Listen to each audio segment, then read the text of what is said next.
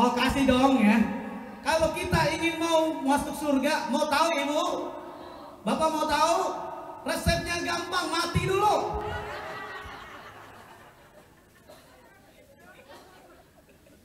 Betul apa tidak? Gimana mau masuk surga orang belum mati? Kalau sudah mati baru. Bahkan ada nyanyian nih ibu-ibu, kan di depan ibu-ibu masa nyanyi aja jadinya nih, biar gak ngantuk ya Pak. Ya, siapa ingin ke surga? Oh, kan nyambung Pak. Kalau mau bapaknya kan nyambung. Tak mudah dimiliki, carilah pintu surga dengan amal siapa Pak? Ibu? Dengan amal sendiri. Kalau kita ingin masuk surga, bukan amal orang lain tapi amal kita sendiri. Kalau kita ingin memiliki anak yang soleh dan yang soleha, maka sejak dari sekarang adik-adik yang masih kecil berbakti sama orang tua, nanti insya Allah kita memiliki anak menjadi orang anak yang berbakti sama orang tuanya. Amin ya robbal. Kenapa kita sampai detik ini ada anak yang gak mau taat, disuruh susah, gak mau dengerin apa kata bapaknya, ibunya? Yang perlu kita renungkan, jangan-jangan dulu kita begitu. Betul apa tidak? Kata Al-Imam As-Safi, kaifal aba kana ibnatuhu. Kalau kita ingin mengetahui kelakuan orang tuanya, lihat itu kelakuan anaknya. Betul atau tidak? Kata orang Bekasi, dia bilang bapaknya kampret, anaknya kalong.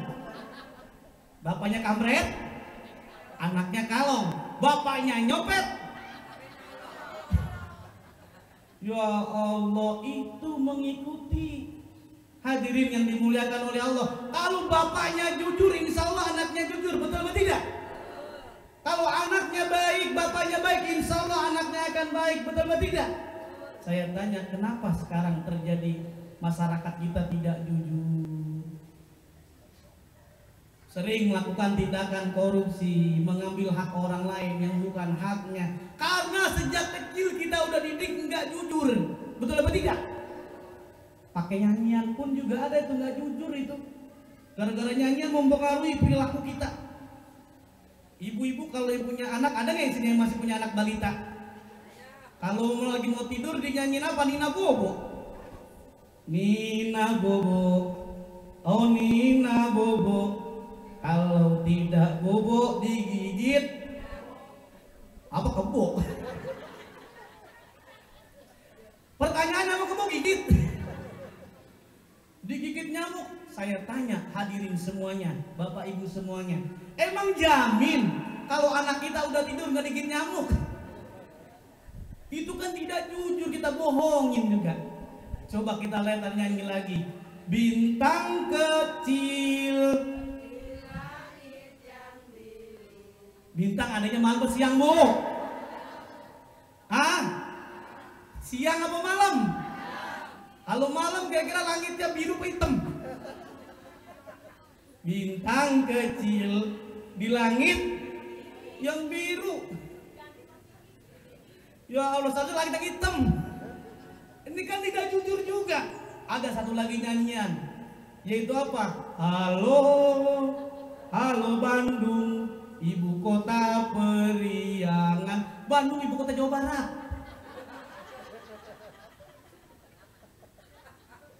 Betul apa tidak? Makanya untuk anak kita biar supaya jujur, dilatih dari awal jujur. Betul apa tidak? Ya Allah, kalau anak kita pengen kasih sayang terhadap orang lain, kita dulu yang mencontohkan kasih sayang, teladan terhadap anak-anak kita. Amin ya robbal. Kadang-kadang di rumah kita itu ada hadirin hadirat, ibunya nanya, ayah ini mobil saha? Ini mobil siapa? Aang.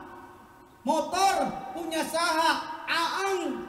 Rumah punya saha? Aang. Angsuran.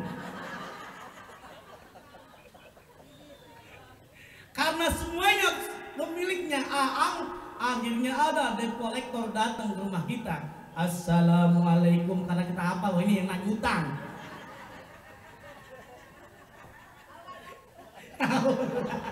Kayak pengalaman pribadi. Nah karena datang kita lagi gak punya duit, ada anak kita bilang, nah, Markona, bilang depan mama nggak ada. Pas dibuka, waalaikumsalam, ada apa pak? Ada mama nggak? Ada, kata mama nggak ada.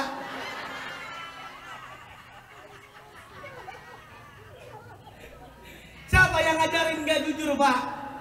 Bu, siapa yang ngajarin nggak jujur? Ya Allah. Makanya hadirin hadirat, wajar saja kalau kemarin kita merayakan ada yang namanya bulan Maulid. Kenapa? Rasulullah diutus ke muka bumi memberikan teladan, laqad kana lakum fi rasulillahi uswatun hasanah. Ibu juga harus memberikan teladan terhadap anak ibu. Suami juga sama, harus memberikan teladan terhadap istrinya. Betul apa tidak? Ibu, saya pesan, kalau ibu-ibu punya suami jangan galak-galak, Bu. Betul apa tidak? Ini kadang-kadang ada punya suami kita, alhamdulillah, suami punya istri cantik, alhamdulillah, kaya raya, alhamdulillah. Ini alhamdulillah wajib kita syukuri. Ini ada lain, kita udah punya istri jelek, hitam, korengan, digaruk ngepul, bawel, galak. Kalau itu namanya nasib.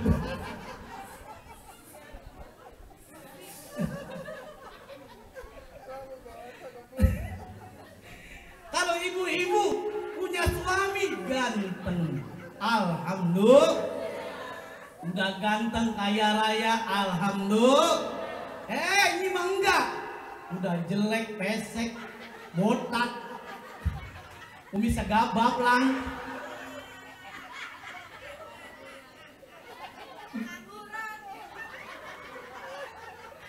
Saya pesen, Bu, kalau punya suami seperti itu, kalau belum mati jangan dikuburin.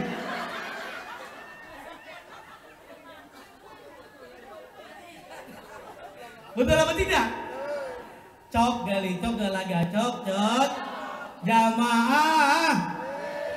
Alhamdulillah. Semuanya tergantung kita. Kita dijelaskan dalam ayat ini kasih sayang kita selalu didambakan mereka. Orang tua didambakan kasih sayangnya kepada anak-anaknya. Anaknya pun didambakan kasih sayangnya kepada orang tuanya. Mudah-mudahan kita memiliki anak yang soleh dan yang soleha. Amin ya robbal. Kalau kita memiliki anak yang soleh dan soleha, enak rasanya, Bu, Mbak. Di sini ada nggak yang punya anak 12 orang? Mana dia orangnya? Oh, alhamdulillah. Kata orang Bekasi kan begitu ya saya.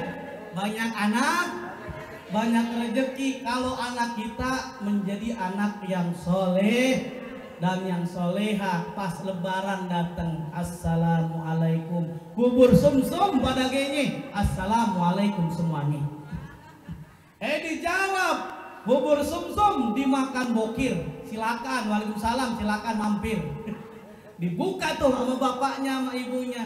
Bapak, anaknya bilang kepada ibu, Ibu, mohon maaf, lebaran kali ini saya nggak bisa ngasih apa-apa. Cuma ngasih duit, nggak uang nih, nggak banyak, 5 juta rupiah. Alhamdulillah. Ibu-ibu kalau udah punya anak, lebaran ngasih duit 5 juta, seneng nggak, Bu? Jangankan 5 juta, 5.000 aja udah keluar air mata.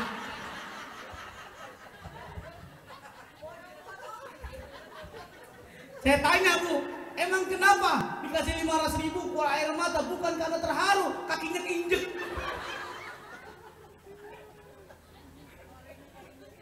Korea yang kantengan. Hadirin yang dimuliakan oleh Allah, datang anak pertama ngasih uang 5 juta, anaknya 12, anak kedua 5 juta, anak ketiga 5 juta, sampai anaknya 12, 5 juta. Jumlahnya berapa, Pak? 60 juta. Alhamdulillah. Itu ibunya tetap terseduh-seduh.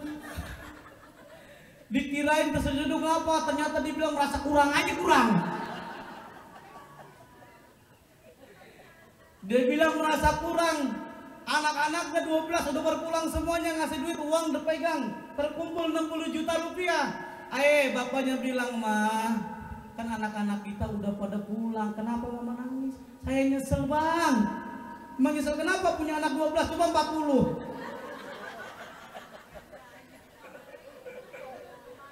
Hitung deh tuh 200 juta.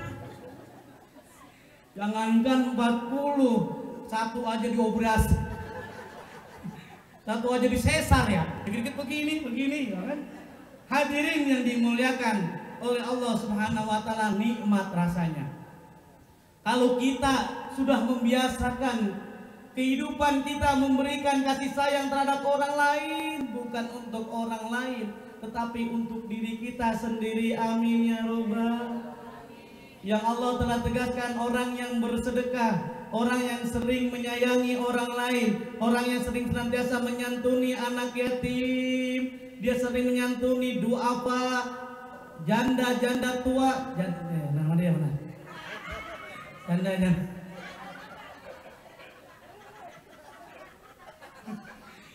Sengaja tadi yang menunjuk Pak, aku nanti disinggung.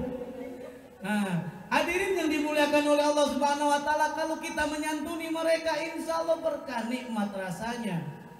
Makanya ada ungkapan yang sangat menarik.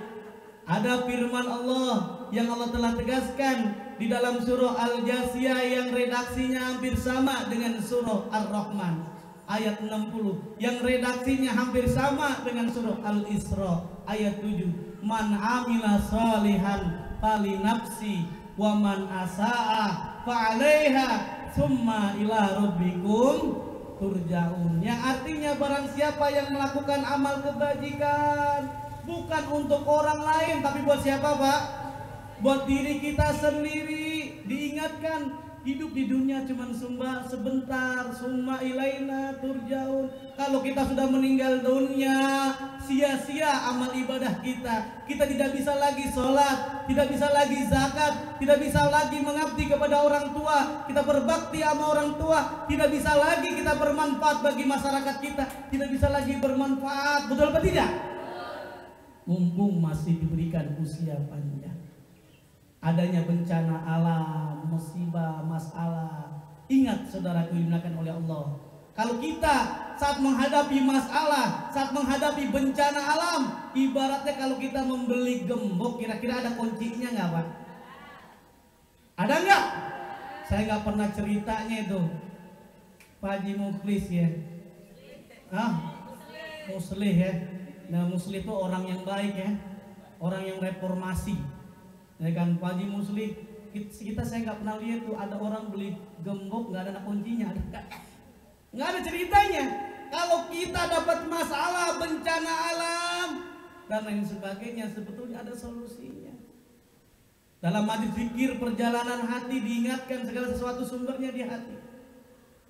Kalau kita punya uang, nggak punya uang, kalau kita nikmati dapat rezeki banyak, kita senantiasa bersyukur kepada Allah Subhanahu. Kalau nggak punya uang juga tenang rasanya.